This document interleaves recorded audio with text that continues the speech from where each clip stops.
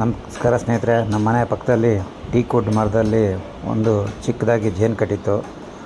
ಅದನ್ನು ಹೋಗಿ ಕೀಳೋಣ ಅಂತ ಶೇಕ್ ಮಾಡಿದೆ. ಒಂದು ಹುಳ ಬಂದು ಸರಿಯಾಗಿ ಕಚ್ಚಿತು. ಅದನ್ನ ಅಲ್ಲೇ ಬಿಟ್ಟು ಓಡಿ ಬಂದೆ. ಆಮೇಲೆ ನಮ್ಮ ಬಾಮ ಇದನ್ನು ಕರೆದು ಇದನ್ನು ಹೆಂಗೆ ಕೀಳೋದು ಅಂತ ಅವನು ಕೀಳೋದಕ್ಕೆ ಹೇಳಿದೆ. ಅವನು ಕೀಳೋಕೆ ಹೋದ. ಅವನಿಗೂ ಒಂದು ಹುಳ ಕಚ್ಚಿತು. ಆಮೇಲೆ ಅವನು ಪ್ಲ್ಯಾನ್ ಮಾಡಿದೆ, ಸ್ವಲ್ಪ ಹೊಗೆ ಹಾಕಿ ಅದು ಹುಳನೆಲ್ಲ ಓಡಿಸಿ ಆನಂತರ ಅದನ್ನ ಕಿತ್ತದ. ನೋಡಿದ್ರೆ ಅದರಲ್ಲಿ ತುಂಬ ಜೇನು ಇರಲಿಲ್ಲ, ಸ್ವಲ್ಪನೇ ಇತ್ತು. ಫಸ್ಟ್ ಟೈಮು ಚೆನ್ನಾಗಿತ್ತು. ಆಲ್ರೆಡಿ ಬಾಡಿ ಕಳಿಸಿದ್ದೆ ಹೋಗ್ತಿದ್ದೆ. ಈಗ ದಪ್ಪ